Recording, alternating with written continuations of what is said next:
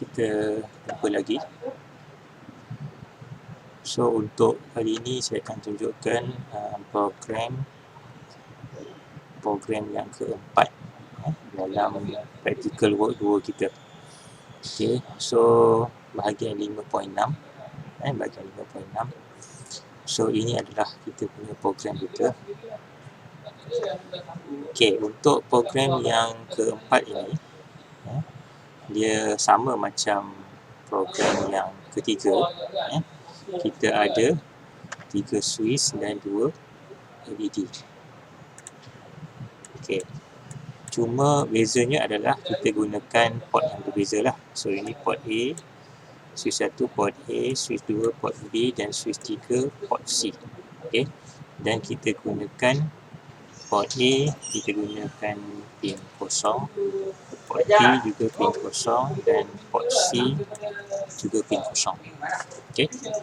Manakala untuk output kita letak LED 1 dan LED 2. Okay, kedua-dua output kita menggunakan port D, port D kosong dan satu lagi port D6. Okay. Dan kita set sebagai keluaran lah.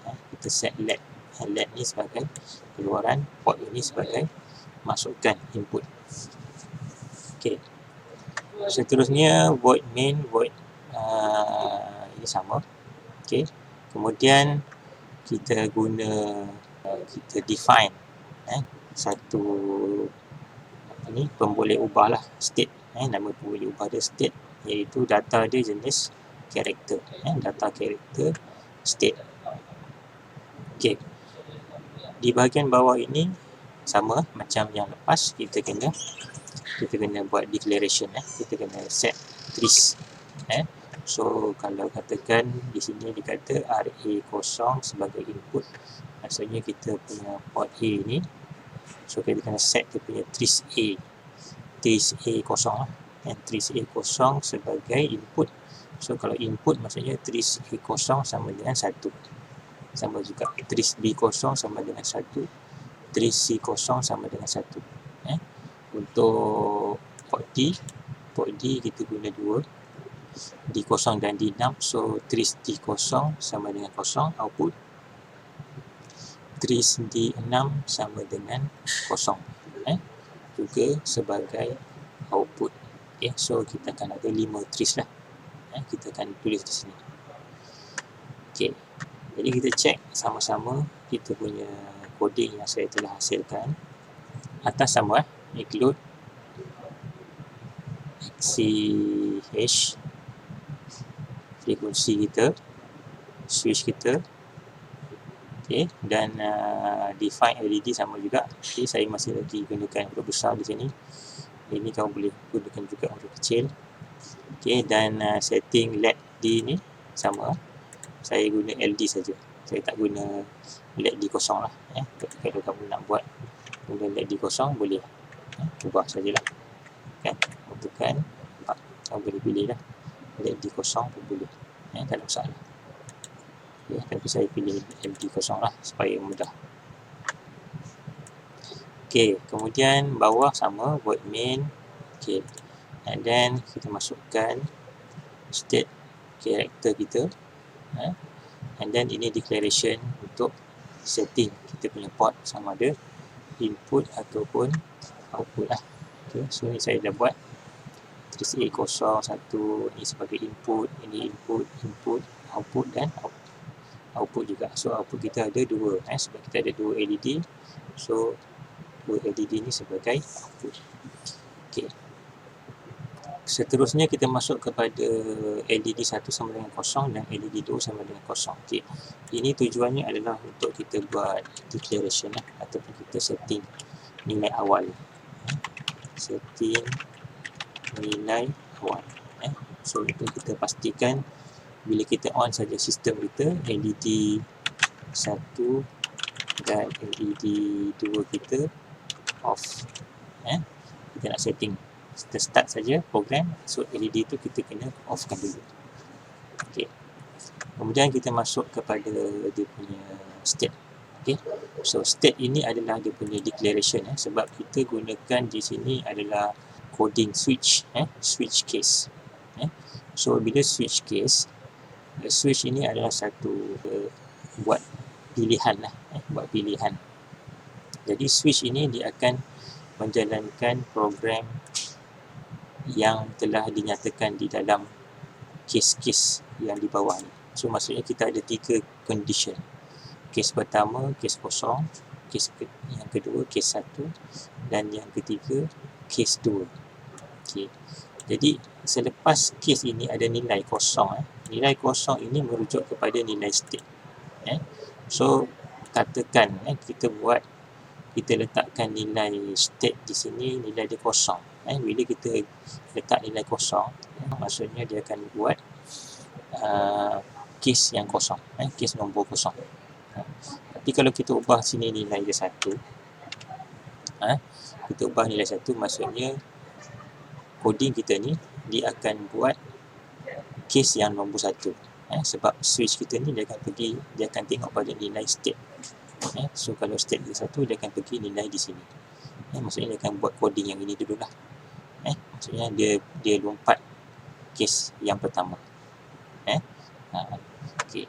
So dalam coding kita bagi nilai state kosong, maksudnya coding kita akan run coding akan run kes kosong dahulu. Kes kosong dahulu. So state kita kosong lah, sama. Kita ikut coding yang diberikan lah, state kosong. Okay. Kemudian saya tambahkan juga di sini nilai dalam atau cara kita tak ada. Kita tambahkan nilai n cell A, n cell B, n cell C. Okay, ini sebagai declaration untuk kita make sure kita punya port kita ni membaca nilai digital lah. Okay. So kita set kosong. Kosong maksudnya bersamaan dengan nilai digital. Kalau kita set 1, itu bersamaan dengan nilai analog. Seterusnya while kita masuk program loop forever. Selagi sistem di on kan, dia akan buat coding kita lah. Okay. So coding kita adalah switch. Kita menggunakan switch. So switch kita akan baca nilai state. So nilai state kita dah declare awal kat sini, nilai dia kosong. So case kosong kita adalah while switch 1 sama dengan 1. Untuk case kosong, dia akan check. Kita punya program kita akan berhenti di sini. Dia akan berhenti di sini dan dia menunggu kita menekan switch 1. Kalau kita tak tekan switch 1, dia tak akan run. Dan pada masa yang sama juga, program ini tidak akan run kalau kita tekan switch 2 dan switch 3. Sebab dia tidak menunggu switch 2 dan switch 3. Sebaliknya dia akan berhenti di sini sehinggalah kita menekan switch 1. Bila kita tekan switch 1, baru dia akan on kan kedua-dua LED. Kita tengok di sini, wait for switch 1 to be pushed. So dia akan hold di sini dan dia menunggu kita menekan switch 1. Okay. Kemudian ada sedikit pengubahsuaian di sini, yang mana kita punya tanda ni kita buang koma ni, sebabnya bila kita laksanakan while ini mesti ada condition dia. Jadi kita kena sekalikan lah. Jadi kalau kita buat while asing ni, maksudnya kita dah pisahkan dia punya condition while ni dengan dia punya statement untuk kita laksanakan kedua-dua LED tu on. Jadi kita buang dia punya koma ni dan kita tambahkan pembuka kurungan dan tutup kurungan di sini antara LED 1 on dan LED 2 on, iaitu ni both LED on kan. So both LED on kita letak ni lah, LED 1 dengan LED 2 ni satu-satu, maksudnya dua-dua nilai on. Okay, dua-dua akan on. Okay. So program kita, bila kita tekan button switch 1, so LED kita dua-dua akan menyala. Selepas dia menyala, kita akan bagi nilai state yang baru, iaitu state yang baru kita 1. 1. So program kita akan menyimpan maklumat 1 ini, state 1 ini dalam memori dia, dan dia akan break. So break maksudnya dia keluar daripada gelong while ini, dia akan balik semula ke program switch kita. Program switch kita. Okey, dia balik ke program switch dengan membawa nilai yang baru. Tadi dia bawa nilai state kosong. Sekarang dia dah ganti dengan nilai state 1. So bila nilai state 1, dia akan pergi ke program yang kedua, iaitu case 1. Okey, case 1. Case 1 pula, dia akan menunggu kita menekan switch 2. Kalau kita tak tekan switch 2, dia tak akan berjalan. So dia akan wait, tunggu. Dia akan berhenti di sini lah. Sehinggalah kita menekan switch 2, barulah dia akan buat program ini. Program di bawah, iaitu LED 1 akan padam dan LED 2 akan menyala. Okey. Dan dia akan balik semula kepada switch kita dengan membawa nilai state juga.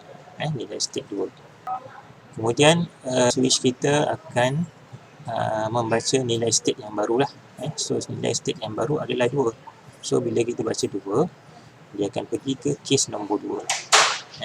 So case yang nombor 2, dia akan laksanakan program while switch 3 sama dengan 1.